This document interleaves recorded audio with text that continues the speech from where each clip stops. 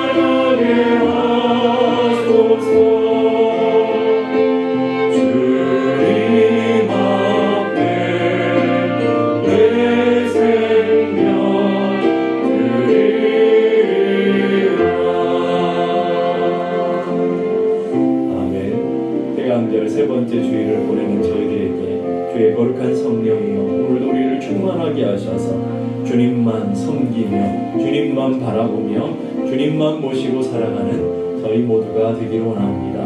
고백할 수 있는 저희 모두가 되기를 원하며 여기에 모인 우리가 얼마나 주의 은총 받은 자인 것을 고백하며 우리 함께 이 찬양으로 고백하기 원합니다. 여기에 모인 우리 주의 은총 받은 자이다.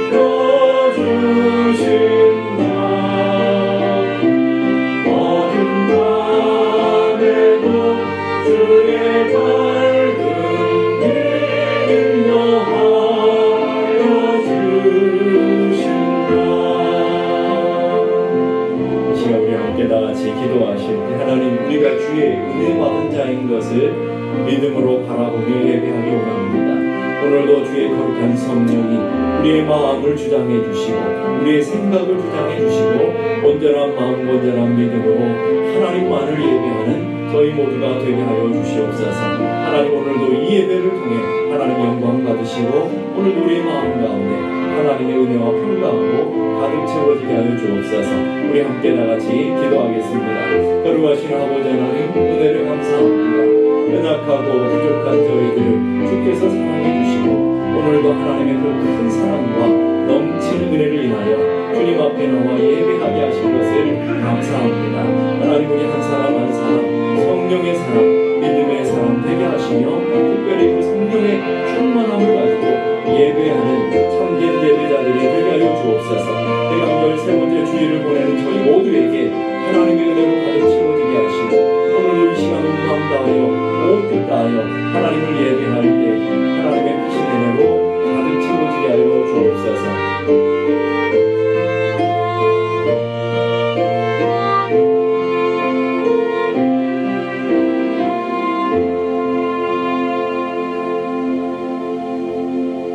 하나님 아버지 은혜를 감사합니다. 연약하고 부족하고 넘어지기 잘하며 늘 실수투성이인 저희들, 허물 많은 저희들을 오늘도 사랑해 주시고 은혜의 보좌로 불러주시며 하나님을 예배할 수 있도록 은혜 허락해 주셨음을 감사합니다. 오늘도 온 마음 다하여 온 뜻 다하여 하나님을 예배할 때 성삼위일체 하나님께서 우리 가운데 역사해 주셔서 온전한 믿음과 온전한 마음으로 예배할 때 하나님이 이 예배를 받으시고 하나님의 거룩한 은총으로 가득 채워지는 복된 은혜의 시간이 되게 하여 주시옵소서. 예배하는 우리 한 사람 한 사람 믿음으로 예배할 때 하나님을 만나는 시간 되게 하시고 오늘도 우리 가운데 하늘의 영광 하늘의 은혜로 가득 채워지는 복된 은혜가 있게 하여 주시옵소서. 간절히 기도하는 것 간절히 열망하는 것들이 주의 보좌 앞에 상달되게 하시고 아름다운 열매들로 풍성한 은혜로 우리 가운데 채워지는 귀한 은혜의 예배가 되게 하여 주옵소서. 존귀하신 예수 그리스도 이름으로 기도드리옵나이다. 아멘. 교회 소식 알려드리겠습니다. 성탄절 감사 연합 예배가 12월 25일 오전 11시에 있는 것을 여러분이 기억하셔서 함께 참여할 수 있는 은혜가 있기를 간절히 바랍니다. 송구영신 예배가 12월 30일 금요일입니다. 오후 11시 30분에 본당에서 진행됩니다. 참고하시고 꼭 예배를 드리시고 또 새해를 잘 맞이할 수 있는 은혜가 있기를 간절히 바랍니다. 남성교회 총회가 오늘 2부 예배 후에 본당에서 있고요. 항존직 회의가 다음 주 2부 예배 후에 본당에서 있습니다. 교회 홈페이지를 다시 개설했습니다. 여러분들 보시고 참고하시고 또 통해서 여러분의 영적인 유익을 위해서 잘 활용할 수 있기를 간절히 바랍니다. 오늘 점심 도시락을 준비하는데 예배 후에 한 개씩 가져가시면 되겠습니다. 2022년 교회 달력을 가져가지 못하신 분들은 가져가시면 되겠습니다. 기도하겠습니다. 하나님 아버지 은혜를 감사합니다.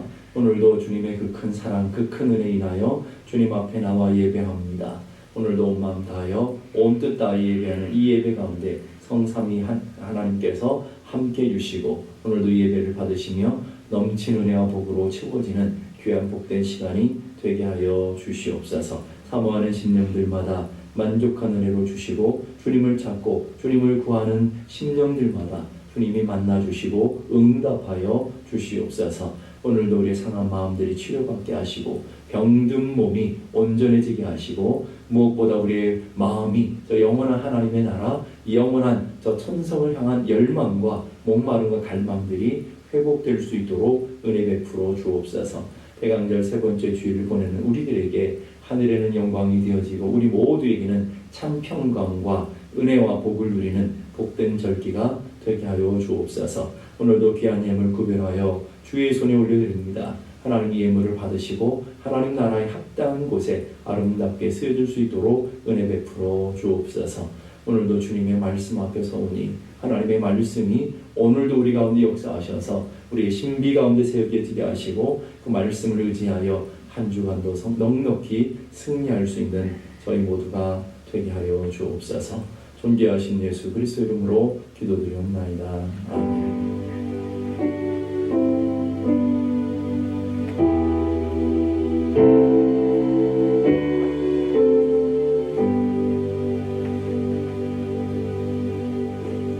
오늘 저희들에게 주시는 하나님의 말씀 신약성경 마태복음 5장 38절에서 42절까지 말씀을 보겠습니다. 신약성경 마태복음 5장 38절에서 42절까지 말씀, 제가 한 절, 여러분이 한 절, 한 절씩 교독하겠습니다. 38절입니다. 또 눈은 눈으로, 이는 이로 갚으라 하였다는 것을 너희가 들었으나 나는 너희에게 이르노니 악한 자를 대적하지 말라. 누구든지 내 오른편 뺨을 치거든 왼편도 돌려내며 또 너를 고발하여 속옷을 가지고자 하는 자에게 겉옷까지 가지게 하며 또 누구든지 너로 억지로 오리를 가게 하거든 그 사람과 심리를 공유하므로 다 같이 내게 구하는 자에게 주며 내게 꾸고자 하는 자에게 거절하지 말라. 아멘. 오늘은 여러분이 잘 아시는 말씀이지만 참 어려운 본문인 것 같습니다. 말씀 내용 자체가 어려운 게 아니고요, 우리가 그 말씀대로 살아가기가 굉장히 부담스럽고 굉장히 어려운 말씀이 아닌가 하는 생각이 들어요. 이 말씀 앞에 서면 참 어떻게 우리가 이렇게 살아? 이거는 성자들이나 이렇게 사는 거지 우리가 같이 평범한 사람들은 이렇게 살 수가 없어 라고 자포자기할 수밖에 없는 그런 말씀일지도 모릅니다. 그런데 오늘 하나님께서는 우리가 하나님의 제자, 주님의 제자가 되었기 때문에 제자된 삶을 요구하시고 계시는데, 특별히 산상수훈의 메시지 핵심은 뭐냐면 달라야 된다는 거예요. 우리가 다르게 살아야 된다는 거예요. 옛날에 우리가 살았던 모습대로 세상 사람들이 사는 그 모습대로 살면 안 되고, 우리는 주님의 제자 되었고 새 생명 얻은 사람이라면 다른 삶을 하나님께서 살라고 요구하시는 것을 보게 됩니다. 그래서 38절 보니까 또 눈은 눈으로, 이는 이로 갚으라 했다는 것을 너희가 들었으나, 이게 무슨 말이에요? 준 대로 그대로 갚아주라는 말이죠. 이 말씀이 어디 있느냐면 구약성경 출애굽기 21장 23절에서 25절에 있어요. 그러나 다른 해가 있으면 갚되 생명은 생명으로, 눈은 눈으로, 이는 이로, 손은 손으로, 발은 발로, 데운 것은 데움으로, 상한 것은 상함으로, 때린 것은 때림으로 갚을지니라. 이걸 우리는 다른 말로 일명 동해보복법이라고 그래요. 우리가 상한 그대로, 우리가 당한 그대로를 갚아줘야 된다. 이 말씀 그대로를 보게 되면 굉장히 잔인하고 굉장히 야만적인 무자비한 복수의 법 같아요. 지금도 이슬람권에 가면 실제로 이 법을 그대로 집행하잖아요. 손을 상하게 한 사람 손을 잘라버리잖아요. 도둑질한 사람도 손을 잘라버리잖아요. 그런 것처럼 오늘 이런 것은 굉장히 잔인한 것 같아요. 그런데 하나님께서 이런 율법을 이스라엘 백성들에게, 하나님이 사랑하는 자녀들에게 요구하고 주셨느냐는 것이죠. 이 말씀을 주셨느냐는 거예요. 굉장히 오해들이 많아요. 첫 번째는 뭐냐면 이 말씀은 보복에 관한 말씀이 아니라 오히려 복수를 제한하라는 하나님의 말씀이 담겨져 있어요.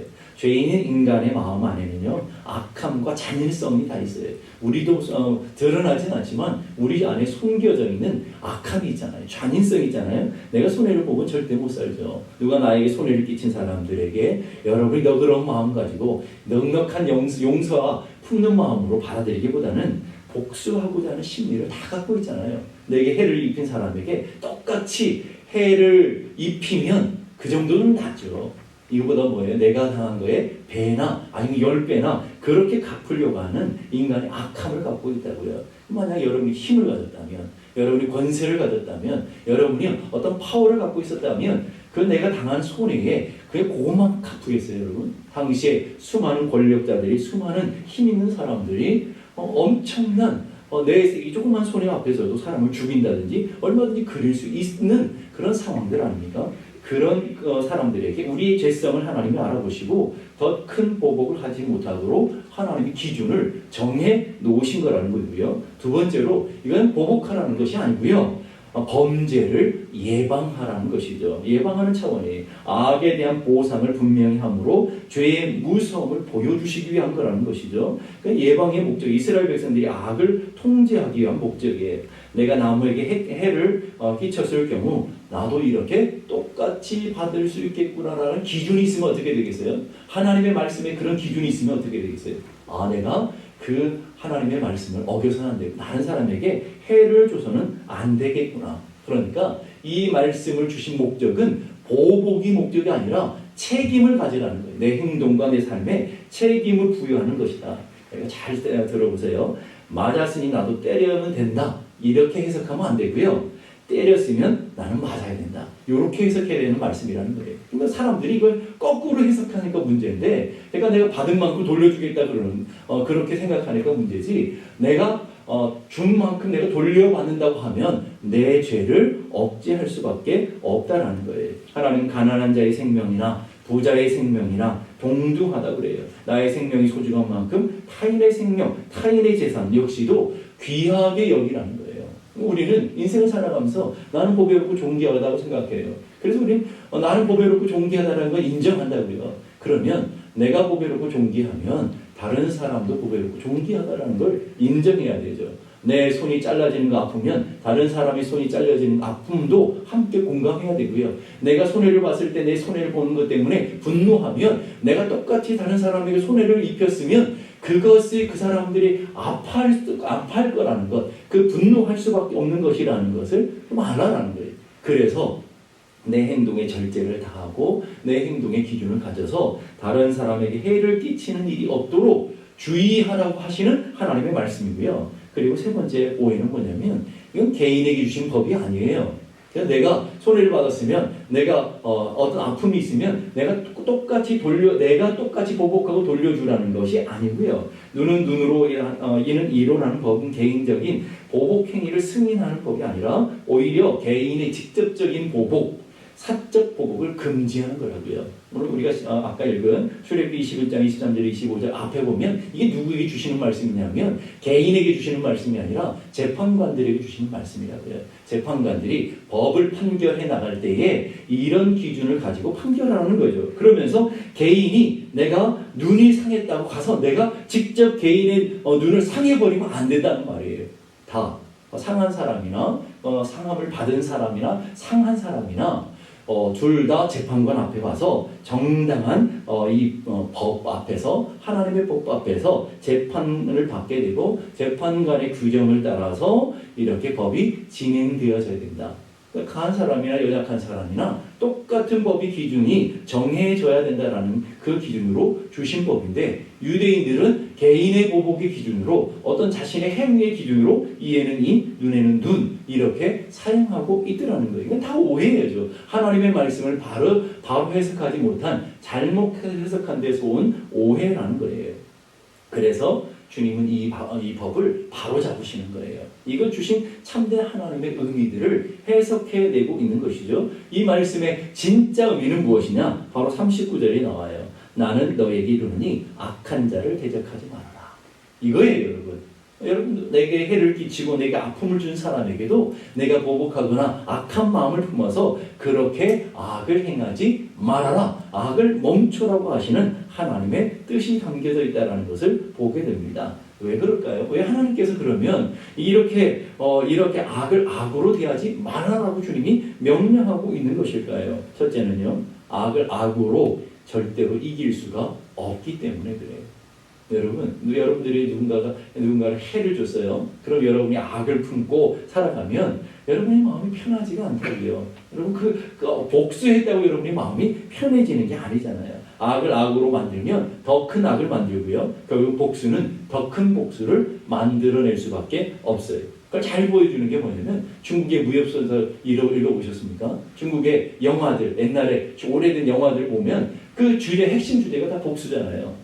부모들이 이게 억울한 일을 당하면 자녀들을 모아놓고 내 복수를 갚아다. 그러면 자녀들이 평생 산에 올라가서 돌을 닦잖아요. 무술 연마해가지고 가가지고 보복한다고요. 그러면 그 보복이 보복으로 끝나냔 말이에요. 계속해서 이런 악순환이 나타나는 것, 악의 악순환이 만들어질 수밖에 없기 때문에 주님은 멈춰야 된다라고 얘기하는 거예요. 미워하고 있는 동안 우리의 인격 역시도 어때요? 편하지가 않죠. 여러분 누군가를 미워하고 누군가에게 보복하려는 마음을 여러분 갖고 있으면 여러분이 행복한가요? 전혀 행복하지 않을 거라고요. 미워하고 있는 동안에 우리의 인격이 동시에 파괴되고요. 주변 관계들이 함께 파괴될 수밖에 없어요. 처음에는 악을 제거하기 위한 목적이었는데 결국은 악에 삼켜서 나도 악한 사람이 되어져 가는 것을 보게 되어지는 것이죠. 하나님은 하나님의 사랑하는 자녀들이 세상의 미움이나 복수를 품으며 우리의 영혼이 황폐화되고 우리의 삶이 무너지고 피폐되는 것을 원치 않으셔요. 하나님은 여러분이 행복하게 원하시고요. 하나님은 여러분들이 거룩하게 원하시고요. 하나님이 이 땅에서 여러분 삶 자체가 복 있는 삶이 살기를 원하시기 때문에 이런 법을 주고 계시다라는 것을 여러분들이 기억해 보셔야 돼요. 여러분 인생을 살다가 보면 억울한 일 당할 때가 분명히 있죠. 누군가에게 아픔을 당하고 손해를 보는 일이 있어요. 그런 여러분들이 경험들이 있을 거예요. 그것 때문에 여러분 몇 날을 잠도 못 자고 울거라 불거라 어떻게 보복해주나 그런 마음을 가졌던 적이 있을 거예요. 아닌 것처럼 안 알겠지만 다 있을 거라고요. 불면증이 걸리고 막 화가 나가지고 어떻게 해야 되나 여러분 그랬을 때 여러분들은 편했나요? 여러분 행복하셨나요? 여러분이 미움을 품고 살아가는 사람이 행복한 사람들 보셨나요? 분노를 품고 살아가는 사람들이 건강하게 살아가는 걸 보신 적이 있나요? 마음에 한을 품고 독을 품고 살아가는 사람들이 인생이 기쁘고 즐거운 것을 보셨냐고요. 절대로 행복해질 수 없고요. 절대로 기뻐할 수가 없다고요.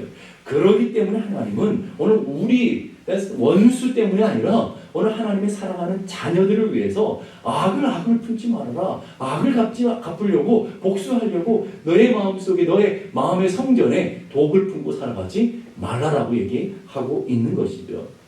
아주 오래된 영화가 있어요. 한국 영화에 보면 나는 악마를 보았다. 이런 보신 분들 너무 거룩하시죠. 영화는 안 보십니까?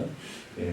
나는 악마를 보았다. 이 영화를 보게 되면 이 자신의 사랑하는 약혼녀를 잔인하게 죽인 악마와 같은 살인자에게 복수하는 남자의 이야기예요. 근데 처음에 이 영화는요, 남자의 약혼녀를 죽인 살인자가 악마 같은 존재라고 이렇게 쭉 보여줘요. 그리고 시간이 가면 영화가 진행되면 진행될수록 이 복수를 하려고 하는 주인공이 점점 살인자와 똑같은 악마 같은 모습으로 변해져 가고 있다는 것을 보여주는, 이게 독을 품고 악을 품고 살아가는 것이 이만큼 무서운 것이라는 것을 영화를 통해서 우리에게 보여주고 있는 것이죠. 하나님은 하나님의 자녀들이 행복한 삶을 원하셔요. 여러분의 삶이 복된 삶을 원하신다고요. 항상 기뻐하고 범사에 감사하는 삶을 살아가기를 원하신다고요. 오늘 여러분들이 부모된 입장에서 자녀들을 한번 바라보세요. 여러분의 자녀들이 누군가의 손해본 것 때문에 미움이 가득해서 막 식사도 못하고 잠도 못 자고 막 밤낮을 그 복수를 어떻게 하면 복수하려고 하는 그런 마음을 품고 살아가는 자녀가 있다면 여러분은 어떻게 하겠어요? 그 자녀를 바라보는 마음이 행복하시겠냐고요. 그 자녀를 바라보는 마음이 기쁘시겠냐고요. 전혀 기쁘지 않고 저건 좀 내려놓지 왜 저거 아무것도 아닌 걸 가지고 왜 저렇게 안달복달하나 하는 생각을 가지게 될 거라고요. 오늘 여러분의 삶의 모습이 자녀를 바라보면 그런 것처럼 우리네 인생도 마찬가지라는 것을 얘기하고 있는 것이죠. 하나님의 백성의 길은 세상의 길과 달라야 되죠. 구원받은 사람은 어떻게 살아야 하나? 은혜 받은 사람은 어떻게 살아야 되나? 하나님의 자녀들은 어떻게 살아야 하나? 우리는 늘 물음에 살아가야 되는데 어떻게 살아야 돼요? 우리는 예수님처럼 살아가야 되죠. 예수님의 삶의 모습들, 모델을 본 삼아 우리는 걸어가야 되는 믿음의 삶을 살아가야 되는데 오늘 여러분의 삶의 모습은 어떻게 하고 있느냐라는 거예요. 오늘 주님은 어떻게 사셨을까요? 온 땅의 주인 되시는 예수님은 얼마든지 악을 갚을 수 있었고요. 얼마든지 원수를 물리칠 수 있었어요.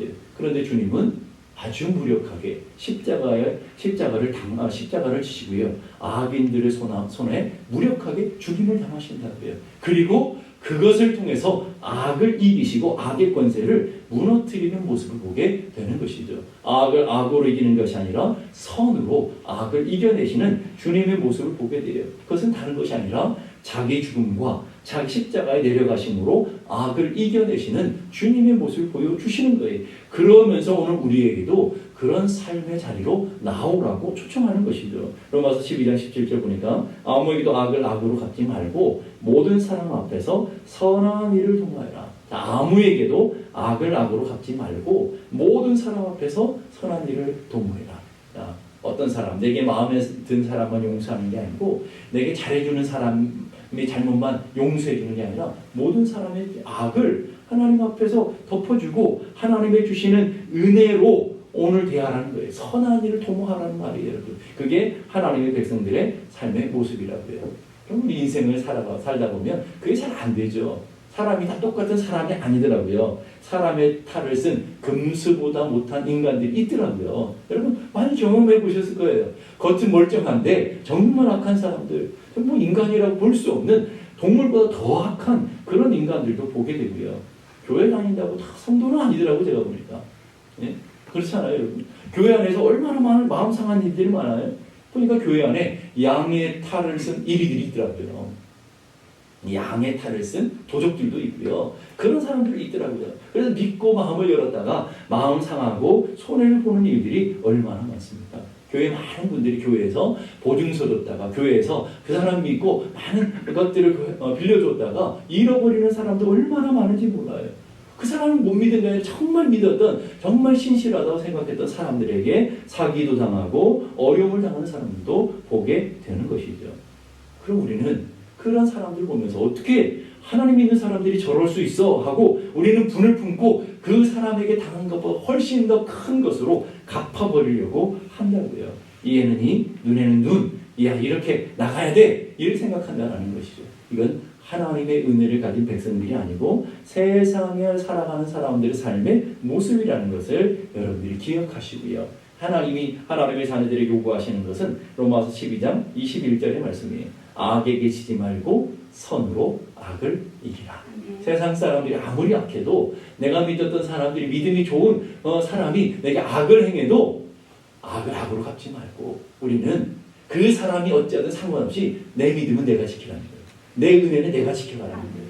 그렇지 않으면 나도 그 원수들과 악한 사람들과 함께 멸망에 이르기 때문에 내 믿음은 내가 지켜가는. 여러분 교회 안에서 꼭 이걸 명심하시기 바라요. 여러분들 악의 양의 탈을 쓴 것 같은 그런 사람들 중에 일이 때도 있을 수 있고요. 도둑놈도 있을 수 있고요. 어려움을 줄 수 있는 사람도 있다라는 것을 생각하시고 사람 관계를 해나갈 때 너무 사람에게 집착해서 그 사람 앞에서 뭐 어떻게 하려고 하는 것이 아니라 오늘 우리들의 믿음은 우리가 지켜갈 수 있는 은혜가 있기를 간절히 바랍니다. 그러면서 오늘 본문에 4가지 유형의 악한 자들의 행동을 설명하고 있어요. 첫째는 39절 보니까 누구든지 내 오른뺨을 치거든 왼뺨도 돌려대고. 이 말씀이 좀 특이해요. 여러분 오른손을 가지고 치면 다른 사람의 왼뺨을 치게 돼 있지 오른뺨을 칠 수가 없다고요. 그러니까 오른손을 가지고 다른 사람의 오른뺨을 친다는 말은 손등으로 친다는 거예요. 그러니까 이 손등으로 치는 행위는 오른뺨을 친다는 행위는요. 그 사람을 그 사람에게 뭐 폭력을 가하려는 목적이 아니라 그 사람의 자존심과 그 사람을 모욕 주기 위한 행동이라는 거예요. 그러니까 이 말씀을 더 정확하게 말하면 누가 나에게 모욕을 주고 내 자존심을 상하게 하는 엄청난 그런 모욕을 당하는 일이 있어도 뭐 하는 거예요? 선으로 악을 이기라는 말이에요. 여러분 교회 안에 그런 일이 얼마나 많아요. 예? 우리 가정생활을 하면서 그런 일들이 얼마나 많습니까? 내게 내 자존심을 상하게 하고 내 인격을 모욕하고 나를 아프게 하는 뭐 큰 손해를 끼치는 건 안 같지만 내 인격을 모욕하고 내 명예를 실추시키는 거짓말을 하는 그런 사람들 얼마나 많이 많습니까?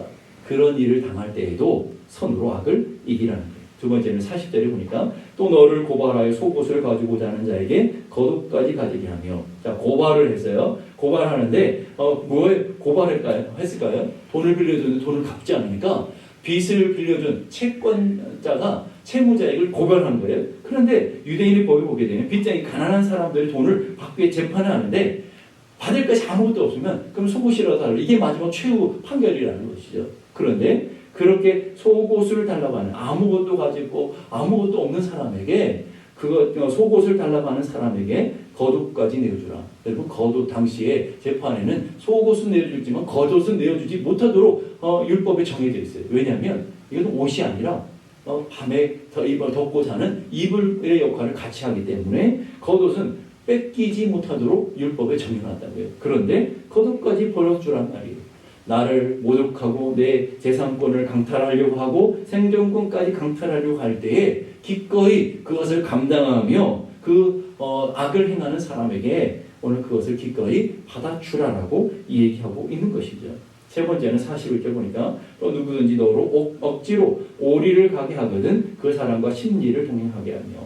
당시에는 로마 군인들이 노동력이나 가축을 마음대로 동원할 수 있는 법적 권리를 갖고 있었어요. 길 지나가는 사람을 동을 끄집어다가 오리 동안 짐을 날리도록 할 수 있었다고요. 오리가 제한이에요. 1마일이 제한이었다고요. 그런데 오래 가자고 하는 이렇게 강압적으로 나의 삶에 피해를 줘서 오래 가자는 사람에게 심리까지 동행해 주라는 거예요. 선으로 다 악을 이기라는 것이죠. 42절에 보니까 내게 구하는 자에게 내게 주며 내게 꾸고자 하는 자에게 거절하지 말라. 자, 중요한 단어 하나씩 들어가면 돼요. 악한 자가 라고 하는 주어를 하나 넣어서 한번 보실까요? 악한 자가 내 오른밤을 칠 때에, 악한 자가 고발할 속옷을 가지려고 할 때에, 악한 자가 강제로 우리를 가져가 할 때에, 악한 자가 구할 때에, 그럼에도 불구하고 악을 악으로 대하지 말고 선으로 악을 이기라고 얘기하는 것이라는 것이죠. 여러분 이게 얼마나 어렵습니까? 그런데 이건 악인들을 위한 법이 아니라 오늘 하나님의 백성, 하나님의 자녀들을 향한 하나님의 목소리라는 것을 여러분들이 기억하셔야 돼요. 이 설교를 준비하는데 아주 오래전에 드라마 한 장면이 기가 막히게 떠오르더라고요. 그건 뭐냐면 너의 목소리가 들려라고 하는 저도 다 보진 않았는데 그 유튜브에 그 장면이 기가 막혀가지고 내가 본 적이 있습니다. 너의 목소리가 들려라는 거에서 자료를 딱 막 찾아봤어요. 어춘심이라고 하는 김혜숙이라고 하는 분이 역할을 했고 민중국이라고 하는 정웅이 역할을 하는 역할을 했는데 정웅인이 이 어춘심이라는 사람을 감금하고 그 어춘심이라고 하는 사람의 딸에게 전화를 하는 그런 장면인데 그 메시지가 얼마나 기가 막히지 몰라요. 그래서 엄마가 딸에게 마지막 죽음 앞에서 원수의 죽음 앞에서 이 전화를 하면서 이런 얘기를 해요. 눈에는 눈, 이에는 이, 그대로 그 법대로 살다가는 이 세상 사람들은 다 장님이 되고 말 거다. 딸에게 그렇게 얘기한 거예요. 죽음 앞에서 너한테 목대게 하는 사람들을 널 질투해 그런 거다. 그 사람들을 미워하지 말고 불쌍히 여겨라. 토달지 말고 약속해라. 사람 미워하는데 내 인생 쓰지 말아라. 한 번 태어난 인생 이뻐하며 살기도 모자란 세상 아닌가. 그런 사람을 미워하지 말고 어여삐 여기고 가엾비 여기라. 여러분 이거는 드라마에서 딸에게 주는 목소리가 아니라 하나님의 음성 같지 않습니까? 여러분 성경 말씀과 똑같은 거라고요. 너에게 악한 일을 행하고 너에게 손해를 끼치는 이들에게 그냥 불쌍히 여겨주라는 거예요. 왜 그러냐? 네가 그것을 보복하고 그 악을 품고 살아가면 이 너의 고귀한 인생을 다 허비해버리기 때문에 너의 마음이 지옥같이 변하기 때문에 그렇게 살지 말아라 라고 요구하는 거예요. 그러면서 딸에게 토달지 말고 나에게 약속해다고. 네가 그렇게 살겠다고 토달지 말고 나에게 약속해다오. 사람 미워하는데 너의 귀한 인생 쓰지 않겠다고 그렇게 약속해다오. 하나님이 오늘 우리들에게 얘기하시는 거 아니겠어요, 여러분? 오늘 우리를 위해서 우리를 아프게 하고 우리를 고통스럽게 하고 우리를 손해주는 사람들이 분명히 있다고요. 내 재산에 손해를 주고 내 건강에 손해를 주고 내 인격에 모욕을 하는 사람들이 분명히 있다고 교회 안에도. 그런데 그 사람과 악유하면서 그 사람과 대적하면서 그 사람을 보복하면서 내 고귀한 인생을 허비하지 말고 하나님의 성전인 내 곳에 악마의 소굴로 이 강도의 소굴로 만들지 말라라고 하나님 우리에게 요구하시는 거라는 거예요. 그러면서 이 어춘심이라는 사람이 자기를 죽이려고 하는 민중국이라는 사람에게 이렇게 얘기해요. 난 네가 진짜 못나고 가엾다. 평생 누구를 증오하며 살아온 것 아니냐. 그 인생이 얼마나 지옥이었을까 싶다.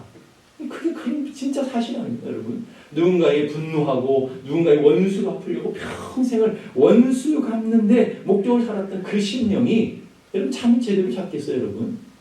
누군가를 만났는데 행복했겠냐고요? 밥을 먹었는데 즐거웠겠냐고요? 늘 복수를 품고 살아가는 그 인생이 얼마나 불행한 인생이냐라는 거예요. 우리는 가요에 보게 되면 아리랑이라는 노래가 있잖아요. 네, 여러분 그것은 부르지 않았으면 좋겠어요. 나를 버리고 가시는 님은 심리도 못 가서 발병난다.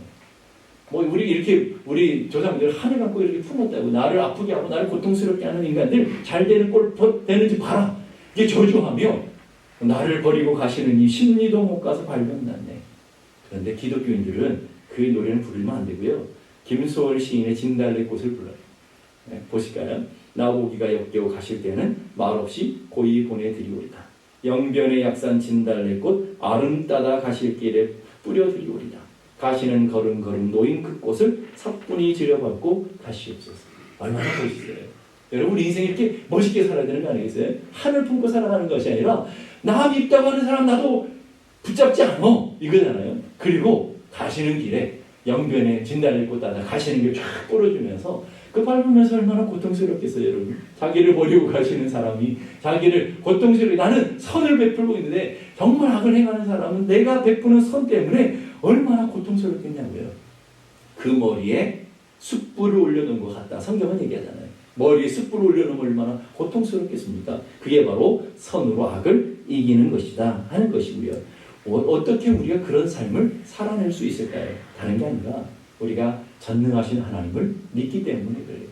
원수 갚는 것은 우리의 몫이 아니라 하나님의 몫이라고 우리에게 가르쳐주고 있기 때문에 그래요. 우리는 원수를 갚을 수도 없어요. 여러분 아프게 하는 사람은 원수를 갚을 수가 있나요? 그런 능력도 없고 우리는 그런 힘도 없어요. 우리는 갚을 수 있다고 또 갚으면 안 되고요. 오늘 하나님께서 이렇게 말씀하셔요. 로마서 12장 19절에서 20절 보니까 내 사랑하는 자들아 너희가 친히 원수를 갚지 말고 하나님의 진노하심에 맡기라.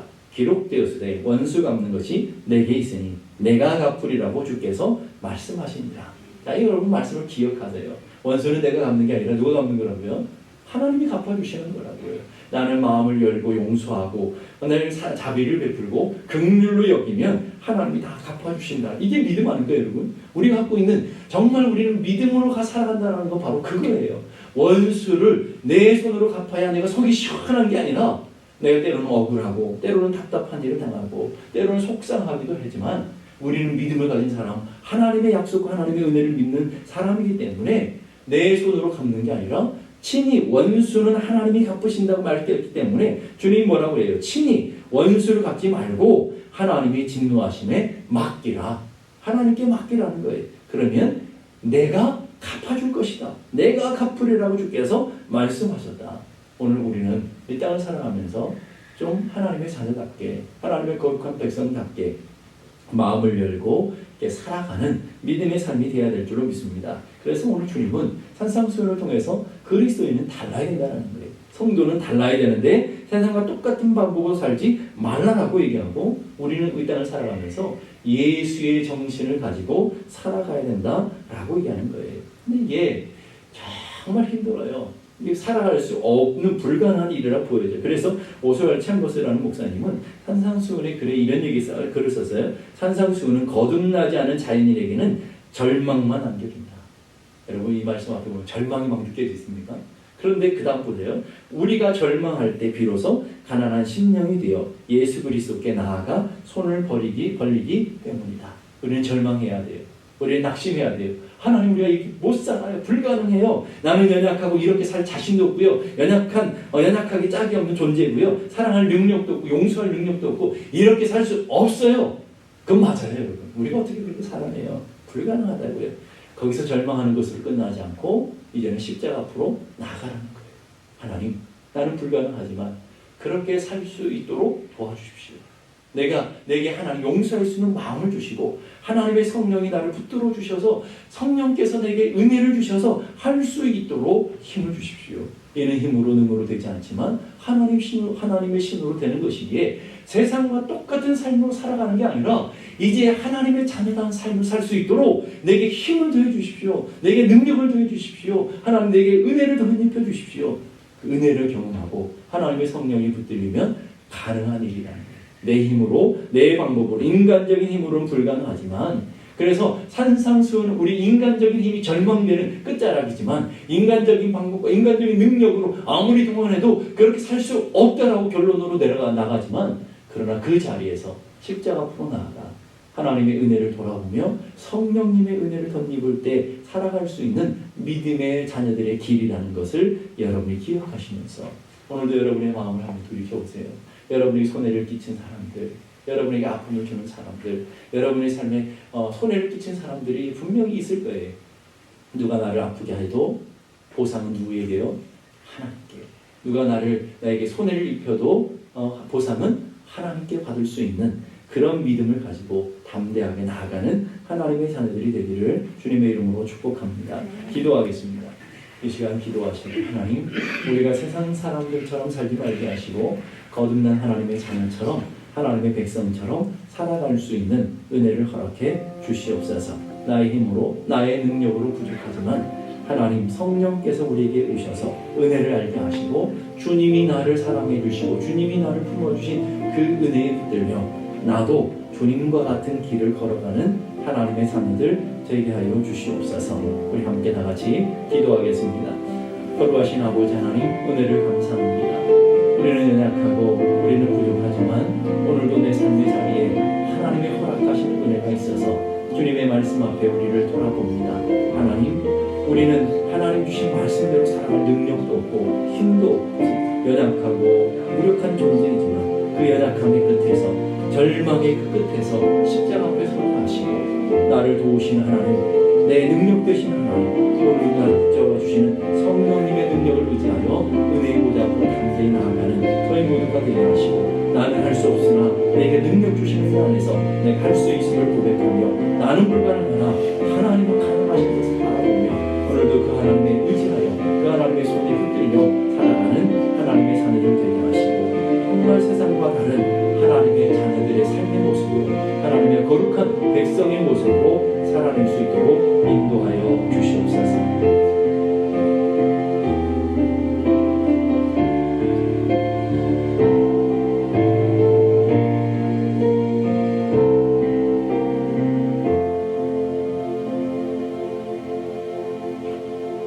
이제는 우리 주님 예수 그리스도의 은혜와 하나님 아버지 크고도 놀라우신 사랑과 성령님의 감화 감동 충만케 하시는 역사가 여러분들 영원까지 함께 계시기를 간절히 축원하옵나이다. 아멘.